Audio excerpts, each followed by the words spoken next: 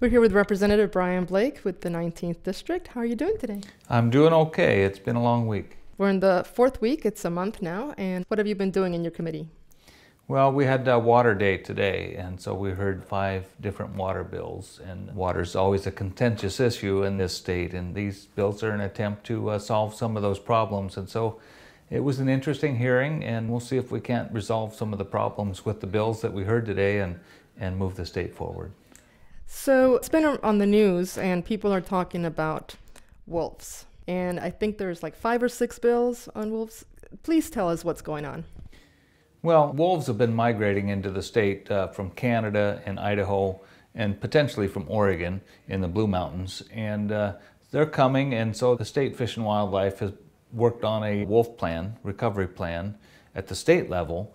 And it's been somewhat successful, but there have been impacts greater in the north central Washington than in other areas of the state. So that's caused some problems, and as people know, as you said, the wolves have been in the headlines. So these bills were an attempt to resolve some of those problems. We heard the bills. I'm working on potential amendments, but the main problem is I think people need to realize statewide that people in north central Washington are being impacted. Their lives are being impacted. Their economy is being impacted, and I think we have to be cognizant of that as Westsiders who are not facing the threat of these predators.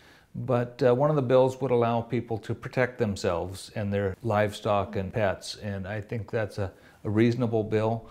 Another bill would create a funding stream to reimburse folks when they lose cattle, horses, and other livestock. And that has broad-based support in the ranching community and from other folks around the state. So that one has great potential. Okay, now changing gears completely. Another one that's been on the news quite a bit is Initiative 522, the GMOs. What are GMOs?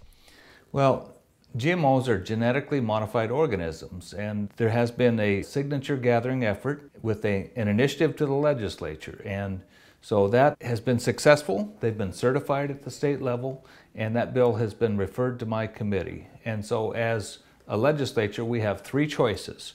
We can adopt the bill, we can put the initiative and an alternative on the ballot, or we can let the initiative go directly to the ballot in November. It's about labeling of genetically modified organisms, and there's a specific definition in the initiative that talks about what the threshold is for that. And there's a couple of different types of GMOs. There may be using technology to skip past breeding steps, for instance, in a grain crop, rather than the old traditional method that may take several growing seasons to get use technology and skip those steps. And that's the process. Yeah. Mm-hmm. Okay. And then there are other processes where they can insert animal genes into plant species, I believe, and vice versa. And so there's different.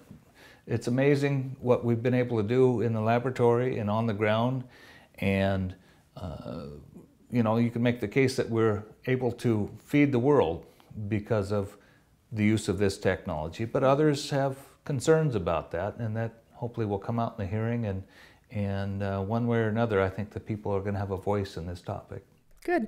And lastly, I wanted to ask you about, you have a very nice bill about veterans with disabilities. What does the bill do? This is a bill that allows veterans from out of state to get the same access for hunting and fishing in Washington State that we give to our in-state veterans, and I think that will promote them coming to our state and enjoying our wildlife and scenery and tourism, and I think it's the least we can do to those that have given. Well, as always, it's a pleasure talking to you, and we will see you next time. Look forward to it. Thank you.